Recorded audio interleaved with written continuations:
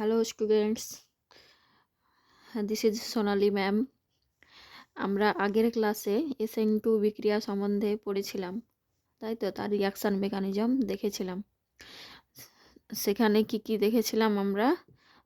একটা alkyl halide নিয়েছিলাম, আর nucleophile কি করেছিল, এক এক করে লিভিং গ্রুপকে বের করে দিয়ে আর নিউক্লিওফাইল একটা প্রোডাক্ট পেয়েছিলাম,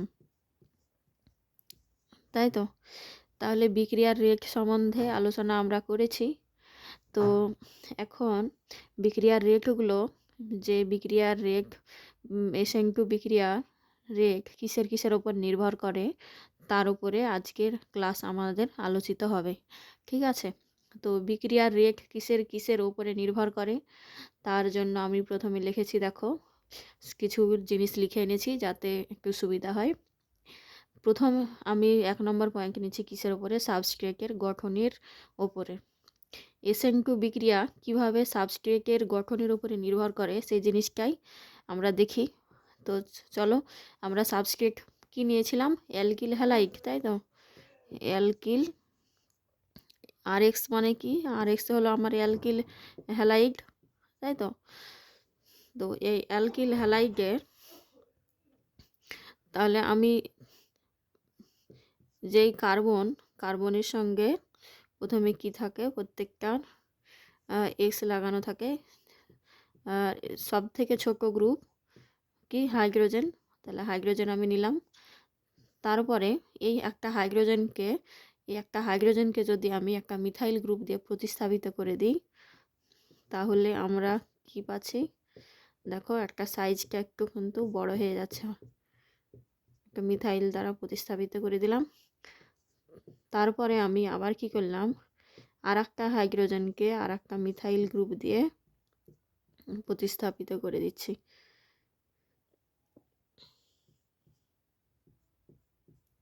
মিথাইল গ্রুপ দিয়ে আমি প্রতিস্থাপিত করে দিলাম। আর এই দেখো, আমি তাহলে দুটো কার্বনের সঙ্গে দুটো মিথাইল গ্রুপ পাচ্ছি। আর এই দিকে আমি নিচ্ছি কি, আর একটা কার্বন নিচ্ছি যেখানে 3টা মিথাইল গ্রুপ থাকে। এটা আমি আর ভেঙে লিখছি না, দেখো তোমরা বুঝতে পারবে, ঠিক আছে? এবার দেখো, এখানে নিউক্লিওফাইল আমি কি দেখলাম, কি নিউক্লিওফাইল আমাদের কি হয়েছিল SN2-তে? নিউক্লিওফাইল পিছন দিক দিয়ে অ্যাটাক করেছিল এবং লিভিং গ্রুপকে বের করেছিল, তাই তো? তাহলে পিছন দিক দিয়ে অ্যাটাক করতে গেলে যদি তার সাইজে বড় বড় গ্রুপ লাগানো থাকে তাহলে তো বাধা পাবে, তাই না? তাহলে সব থেকে ছোট গ্রুপ থাকলে তার বাধাটা সব থেকে কম হবে। আর সব থেকে ছোট গ্রুপকে হাইড্রোজেন। তাহলে এখানে দেখো মিথাইল হ্যালাইডের ক্ষেত্রে সব থেকে রেটটা বেশি হবে, কারণ সব থেকে ছোট গ্রুপ হাইড্রোজেনগুলো প্রেজেন্ট আছে, তাই না? তাহলে আমার সব থেকে রেট বেশি কার? মিথাইল হ্যালাইডের ক্ষেত্রে। তারপরে কার হবে? একটা হাইড্রোজেন প্রতিস্থাপিত করে দিলে একটা কার্বন চলে আসছে মিথাইল গ্রুপ। এই মিথাইল গ্রুপ এক একটা দেখো, 3টে হাইড্রোজেন মিলে একটা বড় একটা বড় গ্রুপ তৈরি হয়েছে, মানে অ্যাটাক করতে গিয়ে তুলনামূলক বেশি বাধা পাবে। সেই জন্য তাহলে এখানে তার তুলনায় মিথাইল হ্যালাইডের তুলনায় একটু রেট কমবে। তাহলে এই কার্বনটাকে আমরা কি বলছি? এই কার্বনটা হলো 1 ডিগ্রি কার্বন। তার পাত্রে দ্বিতীয় ক্ষেত্রে দেখো, এখানে দুটো মিথাইল গ্রুপ যুক্ত আছে, দুটো মিথাইল গ্রুপ, তাই না? তাহলে দুটো মিথাইল গ্রুপ হলে আরেকটু বড় হয়ে যাচ্ছে, সেজন্য আরও বেশি বাধা পাবে। তাহলে বিক্রিয়ার রেট তুলনামূলক আরেকটু কমবে। তাহলে সব থেকে কমলো কার? এই যে কার্বনের সঙ্গে যখন 3টে গ্রুপ লাগানো থাকে তার রেট সব থেকে কমলো। তাহলে আমার সব থেকে কার কম? এটা 3 ডিগ্রি কার্বন। এইটাকে আমরা কি বলবো? এটা হচ্ছে আমার 2 ডিগ্রি কার্বন, আর এইটা হলো আমার 1 ডিগ্রি কার্বন। 1 ডিগ্রি আমি লিখেছি।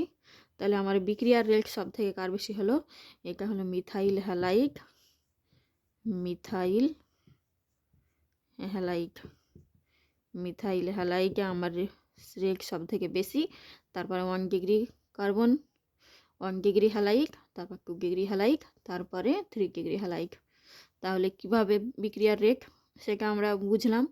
সাবস্ট্রেটের গঠনের ওপর এটা আমাদের বোঝা গেল। এবার দ্বিতীয়ত দেখো কিসের উপর নির্ভর করে, দ্রাবকের প্রকৃতির ওপরে। SN1 রিয়াকশানে আমরা দেখেছিলাম কি, মানে SN1 রিয়াকশানে পোলার প্রোটিক কি দেখেছিলাম, প্রোটিক সলভেন্ট,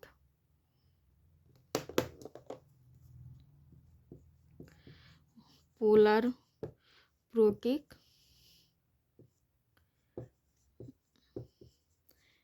আর হচ্ছে পোলার প্রোটিক প্রোটিক দ্রাবক আর হচ্ছে পোলার অ্যাপ্রোটিক দ্রাবক, অ্যাপ্রোটিক দ্রাবক। এটা আমরা নাম শুনেছি দুটো। পোলার প্রোটিক কাদের বলবো, যেই সব দ্রবণগুলোতে মানে হাইড্রোজেন অ্যাটমটা কার সঙ্গে লাগানো থাকে, মোর ইলেকট্রোনেগেটিভ অ্যাটম কার সঙ্গে, যেমন ফ্লুরিন, অক্সিজেন এবং নাইট্রোজেন, এই সমস্ত এলিমেন্টের সঙ্গে জোড়ানো থাকে, সেই সমস্ত এগুলোকে বলবো হাইড্রোজেন যুক্ত থাকে, এই সমস্ত এলিমেন্টের সঙ্গে থাকলে আমরা বলছি তাকে কি, পোলার প্রোটিক দ্রাবক। পোলার প্রোটিক দ্রাবক কোন মিডিয়ামে স্টেবিলিটি দেয়, SN1 মিডিয়ামে, ঠিক আছে। আর পোলার অ্যাপ্রোটিক সলভেন্টে এটা প্রেফারিত হয় কার জন্য, SN2 রিয়াকশানের জন্য। আর পোলার প্রোটিকটা প্রেফার করে কি, SN1 রিয়াকশানে এটা এই রিয়াকশানে SN1 রিয়াকশান ভালো হয় কোথায়, পোলার প্রোটিক দ্রাবকে। আর এই পোলার অ্যাপ্রোটিক দ্রাবকে হয় SN2 রিয়াকশান। কেন, এটা আমরা হচ্ছে পোলার প্রোটিক সম্বন্ধে আমরা জেনেছি। পোলার মানে সলভেন্টটা পোলার হবে এবং অ্যাপ্রোটিক কারণ হাইড্রোজেনটা ওই মানে ইলেকট্রোনেগেটিভ অ্যাটমের সঙ্গে যুক্ত থাকবে না। এরকম একটা উদাহরণ কি, ডিএমএসও কি, একটা ডাইমিথাইল সালফক্সাইড, এই স্ট্রাকচারটা কি দেখো, S≫, ও এখানে সঙ্গে দুটো মিথাইল গ্রুপ দিয়ে দিচ্ছি, ডাইমিথাইল সালফক্সাইড। আর একটা কি থাকছে, অ্যাসিটোন আমার পোলার অ্যাপ্রোটিক সলভেন্ট। পোলার এগুলোকে কি বলছি, পোলার বলছি, আবার বলছি অ্যাপ্রোটিক।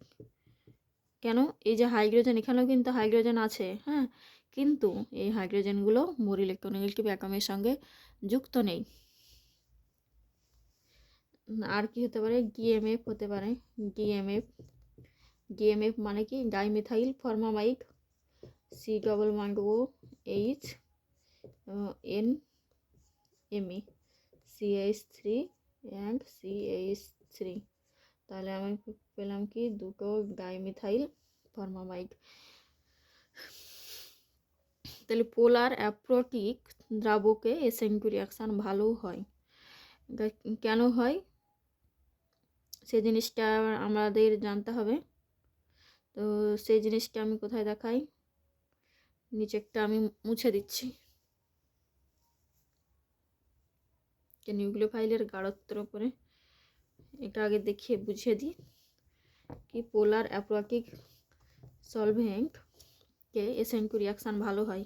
কেন, আমরা দেখেছিলাম কি, RX কি নিউক্লিওফাইল অ্যাটাক করছিল আর এটা বেরিয়ে যাচ্ছিল, আর সঙ্গে সঙ্গে একটা ট্রানজিশন স্টেট পাচ্ছিলাম কি, নিউক্লিওফাইল X মাইনাস, নিউক্লিওফাইল একটা ট্রানজিশন স্টেট পেয়েছিলাম, তাই তো। তাহলে নিউক্লিওফাইল অ্যাটাক করবে এবং একটা ট্রানজিশন স্টেট গঠন করবে। ট্রানজিশন স্টেটটা কি, ট্রানজিশন স্টেটটা হলো কি, একটা চার্জ স্পিসিস। তাহলে এই চার্জ স্পিসিসকে স্টেবিলিটি দেওয়ার জন্য একটা চার্জ মলিকুল লাগে, চার্জ মলিকুল লাগে, মানে চার্জ মানে পোলার, চার্জ মানে কি পোলার, তাহলে পোলার সলভেন্ট লাগবে। তোমরা একটা কথা শুনে থাকবে কি, লাইক ডিজলভ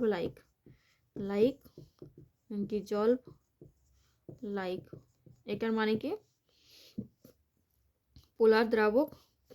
পোলার মলিকুল পোলার দ্রাবকে মানে দ্রবীভূত হয় এবং নন পোলার মলিকুল নন পোলার দ্রাবকে দ্রবীভূত হয়। তাহলে এখানে দেখো একটা পোলারিটি, এটা ট্রানজিশন ট্রানজিশন স্টেটে একটা পোলারিটি জেনারেট হচ্ছে। তো সেই পোলারিটিকে স্টেবিলিটি দেওয়ার জন্য আমার পোলার দরকার। তাহলে পোলারিটি কি কোথা থেকে আসে? যদি আমি তাহলে এই ডাইমিথাইল বা অ্যাসিটোন যদি দিই, অ্যাসিটোনের পোলারিটি কীভাবে আসছে, কীভাবে আসে? এই দেখো, এই যদি আমি এই অক্সিজেন বন্ধন ইলেকট্রনকে টেনে যদি নেই, তাহলে এখানে পার্সিয়াল নেগেটিভ আর পার্সিয়াল পজিটিভ, মানে এখানে একটা পোলারিটি দেখতে পাচ্ছি আমরা। সেই এই পোলার ট্রানজিশন স্টেটকে স্টেবিলিটি দেয়। ঠিক আছে। আর নিউক্লিওফাইল এখানে আর একটা কি ঘটে, এই দেখো, পোলার প্রোটিক সলভেন্ট যেখানে ছিল, প্রোটিকে ক্যাটায়ন SN1 রিয়াকশানে আমরা কি দেখেছিলাম যে ক্যাটায়ন এবং অ্যানায়নকে স্টেবিলিটি দিতে পারছিল। কীরকম? ক্যাটায়ন ও অ্যানায়নকে স্টেবিলিটি দিয়ে তার সাইজটা অনেক বড় হয়ে যাচ্ছিল, তাই তো। এবার বড় হলে কি হয়, নিউক্লিওফাইল তো যত ছোট হবে তত নিউক্লিও অ্যাটাক করতে সুবিধা হবে, তাই না? যদি অনেক একটা বিশাল বড় আকৃতি নিয়ে যায় তো চারিদিকে তো বাধা পাবে, কিন্তু ছোট্ট যদি কোনো এলিমেন্ট যায় তাহলে সেটা সঙ্গে সঙ্গে গিয়ে পিছন দিক দিয়ে অ্যাটাক করতে সুবিধা হবে, পিছন দিয়ে ধাক্কা মারতে সুবিধা হবে। তো সেই কারণেই এই মানে যাতে হাইড্রোজেন না থাকে এবং সলভেশন না হতে পারে, সেই কারণেই এইটা পোলার অ্যাপ্রোটিক সলভেন্টে SN2 রিয়াকশানটা ভালো হয়। ঠিক আছে। SN1 রিয়াকশানে আমি সলভেশন কীরকম দেখিয়েছিলাম, এটাও একটু দেখে নিই, ক্লিয়ার হয়ে যাবে। SN1 রিয়াকশানে দেখো, SN1-এ এটাও আমি ডিটেলসে আলোচনা করব। দেখো, SN1-এ কি দেখেছিলাম, কার্বোক্যাটায়নের স্টেবিলিটি দেখেছিলাম। তো কার্বোক্যাটায়নগুলো কীভাবে স্টেবিলিটি পায়, এই যে জলের অক্সিজেন অ্যাটম আছে সেটা নেগেটিভ, তার সঙ্গে এরকম একটা হাইড্রোজেন বন্ধন তৈরি করে তারা সলভেটেড হয়। তাহলে দেখো এই মলিকুলটা কত ছোট ছিল না? এবার এই হাইড্রোজেন বন্ধন যখন করলো তখন তার সাইজ কত বড় হয়ে গেল, তাই না? সাইজ কতটা বড় হয়ে গেল, এইটাও এত বড়, বিশাল বড়। তাহলে এই বড় মলিকুল নিয়ে তো পারবে না, তাই না? যে অ্যাটাক করা, তো পিছন দিক দিয়ে অ্যাটাক করা, ব্যাক সাইড অ্যাটাকটা তো সমস্যা হবে। তো সেই জন্য যাতে মানে এই এরকম সলভেশন, এই ব্যাপারটাকে আমরা কি বলছি, সলভেশন। মানে এই সলভেশন, এটা SN1 রিয়াকশানে ক্যাটায়নকে যেরকম দিচ্ছে সেরকম অ্যানায়নকেও কিন্তু দেয়, যাতে রিয়াকশানটা ভালো হয়। কিন্তু আমাদের SN2-তে সেই ব্যাপারগুলো যাতে না আসে এবং সলভেশন না ঘটে, সেই জন্য আমরা নিই কি পোলার অ্যাপ্রোটিক দ্রাবক। কারণ সাইজ যত ছোট হবে তত আমার অ্যাটাক করতে সুবিধা হবে। তাহলে বোঝা গেল এই দ্রাবকের ব্যাপারটা। ঠিক আছে। এবার আসি কিসের উপরে, নিউক্লিওফাইলের প্রকৃতির ওপরে। তাহলে আমি সাবস্ট্রেটের গঠনটা আমি ক্লিন করি।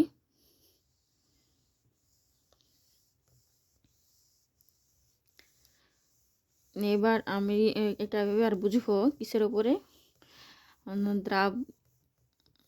নিউক্লিওফাইলের প্রকৃতির ওপরে। 3 নম্বর পয়েন্ট আমার হচ্ছে কি, নিউক্লিওফাইলের প্রকৃতির ওপরে। নিউক্লিওফাইলের সক্রিয়তার ও গাঢ়ত্ব।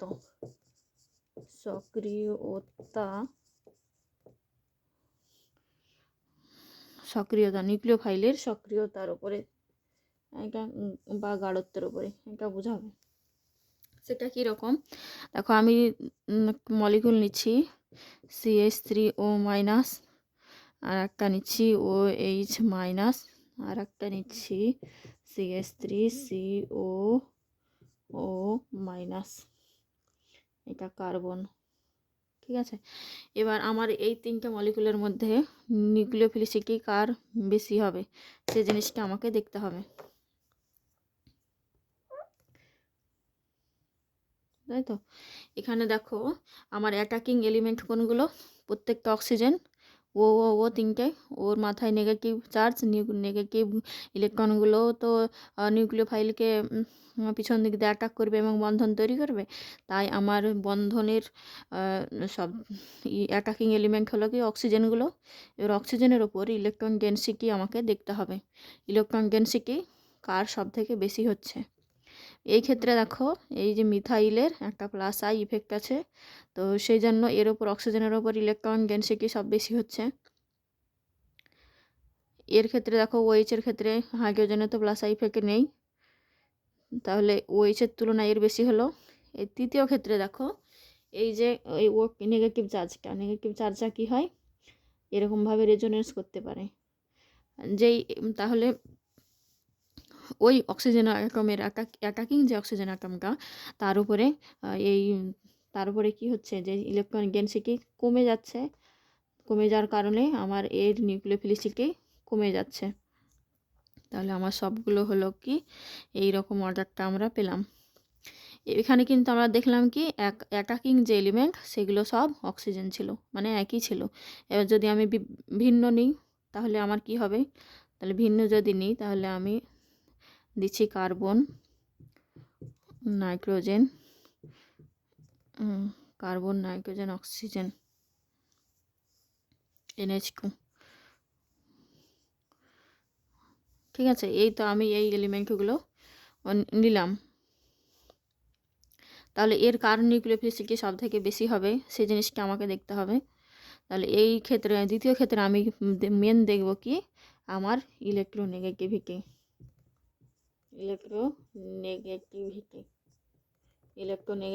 কার, যার যত বেশি হবে তার কিন্তু ডোনেটিং পাওয়ার কম হবে। তাহলে ওই অক্সিজেনের ক্ষেত্রে দেখো অক্সিজেন মোর ইলেকট্রোনেগেটিভ অ্যাটম, তারপরে নাইট্রোজেন, তারপরে কার্বন। তাহলে নিউক্লিওফিলিসিটি সব থেকে বেশি হবে কার, কার্বনের, নাইট্রোজেনের, তারপর অক্সিজেনের।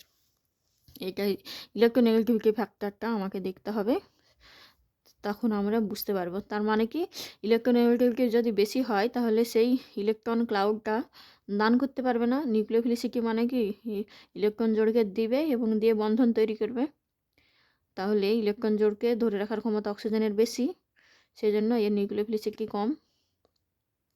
সেমভাবে যদি আমি করি তাহলে I- Br, iodide, bromide, chloride, fluoride এইসব আয়নগুলোর ক্ষেত্রে যদি দেখি তাহলে আমার কিন্তু সেম কেস দেখা যায়, যে আয়নিক আয়নের নিউক্লিওফিলিসিটি বেশি, তারপরে ব্রোমাইড, তারপরে ক্লোরাইড, তারপরে ফ্লুরাইড এর ক্ষেত্রে।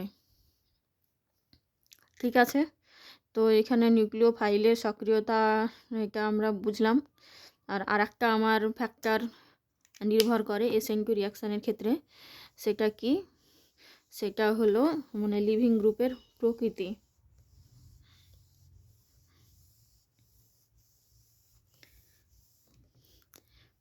4 নম্বর ডিপেন্ড করে কিসের উপরে, লিভিং গ্রুপের প্রকৃতির উপরে। লিভিং গ্রুপের প্রকৃতির উপরে, লিভিং গ্রুপের প্রকৃতির উপরে কীরকম, তাহলে আমি অ্যালকিল হ্যালাইডগুলো আর হিসাবে আমি অ্যালকিলটাকে প্রেজেন্ট করছি এবং এরকমভাবে লিখছি RI, RBI, RCl এবং RF। তাহলে এই ক্ষেত্রে রেট আমার কার বেশি হবে সেটা আমাকে দেখতে হবে, তাই তো। তাহলে এখানে দেখো এই আয়োডিন সব থেকে বড়, দেন ফ্লুরিন, ব্রোমিন, তারপর ক্লোরিন, তারপর ফ্লুরিন। তাহলে এই অ্যাটমগুলো লিভিং গ্রুপগুলো যদি বড় হয় তাহলে এই বন্ধনটাও বড় হবে। বন্ধনটা বড় হলে কি হবে, আমার এই বন্ধনটা ব্রেক করতে সুবিধা হবে, কারণ এর বন্ড ডিসোসিয়েশন এনার্জি কম, বন্ড লেন্থ বেশি। যেহেতু সাইজটা বড় তাহলে এর বন্ড লেন্থ বেশি হলে বন্ডটা ব্রেক করা ইজি হবে এবং বন্ড ডিসোসিয়েশন এনার্জি কম, তাই সহজে ব্রেক হতে পারবে। তাহলে আমার এখানে বিক্রিয়ার রেট যদি দেখি তুলনা করি তাহলে এর ক্ষেত্রে সব থেকে বেশি হবে RI এর ক্ষেত্রে, তারপরে RBR, তারপরে RCl, তারপরে RF। মানে RF এর রেট কিন্তু খুবই কম হয়। তো এই হলো এই SN2 বিক্রিয়ার প্রভাবকারী বিষয়সমূহগুলো। পরবর্তী ভিডিওতে আমরা অন্য একটা বিষয় নিয়ে আসব। তা এর পরবর্তী ক্লাসে আমি SN2 এবং SN1 রিয়াকশান কিভাবে মানে বিক্রিয়ার ওপর নির্ভর করছে এবং কোন কোন সাবস্ট্রেটে SN2 কোনটা SN1 এবং দ্রাবকের প্রকৃতি কীরকম করে হয়, সেই সমস্ত বিষয়গুলো আমি আলোচনা করে একটা কোশ্চেন আনসার আলোচনা তো করলাম, এবার একটা সেগুলোর উপরে একটা কোশ্চেন আনসারের একটা ভিডিও নিয়ে আসবো এবং সেটা সলভ করে দেখাবো। আজকে এই পর্যন্তই।